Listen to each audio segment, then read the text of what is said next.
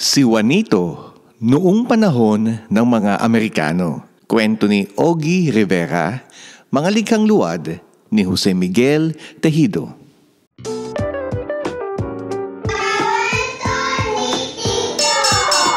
Musmus pa lang si Juanito, umiinog na ang buhay niya sa tubo. Sabi nga ng tatay niya, may gatas pa siya sa labi, may asukal na agad sa daliri. Noong araw, pagkatapos anihin ang tubo, pinasasakay si Juanito ng tatay niya sa kalabaw na nakatali sa isang gilingang bato na kung tawagin ay molino. Pag-iikot ng kalabaw, mag-uumpugan ang dalawang bato at madudurog ang mga tubong nakaipit dito. Ang napigang katas nito ang pakukuluan para maging asukal.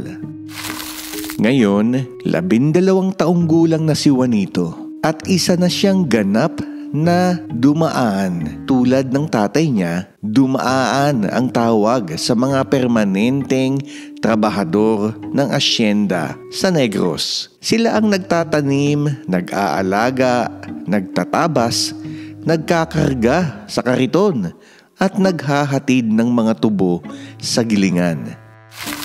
Pagkatapos ng maghapong trabaho, nag-uumpukan ang matatandang dumaan sa tindahan ni Aling Pasing. Doon, malimit nilang pag-usapan ang mahirap na buhay sa asyenda habang umiinom ng tuba. Sa kabilang banda, masaya namang nagtitipon-tipon ang mga bata upang manghuli ng daga sa tubuhan na kung minsan ay inuuwi pa nila upang lutuing ulam. Talo ka mo o kadako nang nahuli kong daga. Tawa ni Juanito na sa kanyang sungki-sungking ngipin ay di may tatangging mahilig pumangos ng tubo. Isang araw, nagulantang ang lahat nang dumating ang isang di inaasahang bisita. Isang Amerikano na galing pa raw sa Maynila.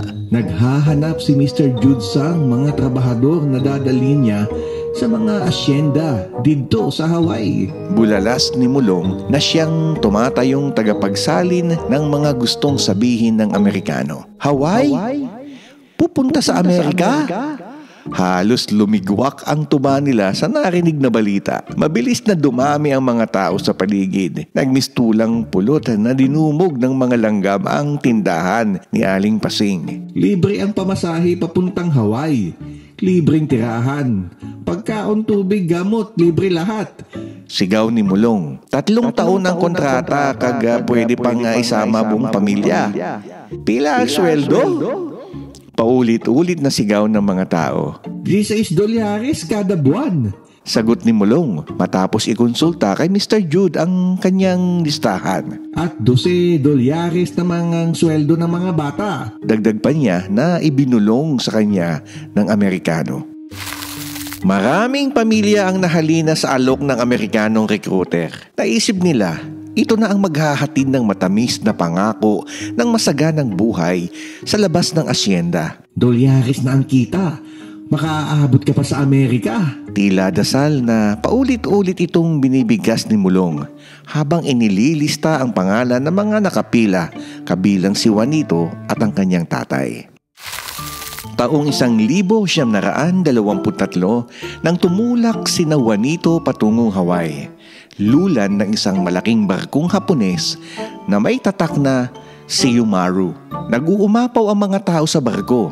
May Ilocano, Tagalog, Bisaya, Negrito at iba pang katutubo.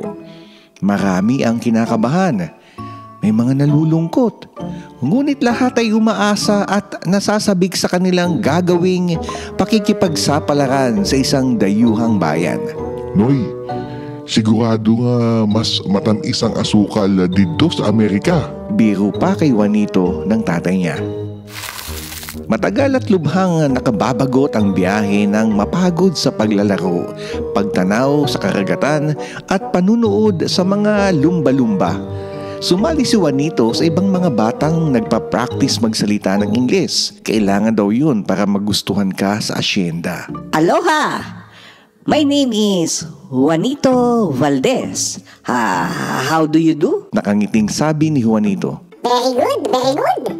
Papuri ng Ilicanong bata na umaastang guro ng pangkat. Di nagtagal, nakarating din ang barko sa Hawaii. Isinakay sina Juanito sa isang truck at dinala sila sa isang malaking plantasyon ng tubo sa Waimea. Doon nakilala nila si Mr. Hobes, ang matabang Amerikanong may-ari ng asyenda, at si Mr. Jones, ang nakangising tagapangasiwa nito. Sa kauna-unahang pagkakataon, nakita rin nila ang iba pang mga trabahador na Koreano, Hapon at Chino. Inilibot sila ni Mr. Jones sa buong asyenda. Ipinaliwanag din ito ang mga patakaran at schedule na kailangan nilang sundin. Pagkatapos noon, dumiretso na sila sa kanilang titirhan. This will be your sleeping quarters. Dagundong ng boses ni Mr. Jones. Napabuntong hininga na lang si Juanito nang makita ang masikip at nanggigitatang silid na punong-puno ng mga kamang tila salansan na gulagunanit na kariton. Kinabukasan, maagang nagsimula ang trabaho sa plantasyon. Napasali si Juanito sa mga magbubungkal ng lupa. Ang tatay naman niya ay napabilang sa mga magtatabas ng tubo. Noong una, marami sa kanila ang naninibago sa pagtatrabaho. Marahil dahil sa kakaibang lambot ng lupa, kakaibang uri ng tubo, at pati nga ang sikat ng araw ay tila kakaiba. Kaya naman, galit na galit si Mr. Jones. Work faster. I will not tolerate slow workers. Bulyaw nito, sabay sampal at dagok sa mga trabahador na sa tingin niya ay babagal-bagal at lalampalampa. Nang sumunod na araw, lalo pang naging malupit si Mr. Jones. Hinahagupit na niya ng kanyang latigo ang mga nahuhuli niyang nagpapahinga nang wala sa oras. Mahigpit din niyang ipinagbabawal ang magsiesta pagka pananghalian.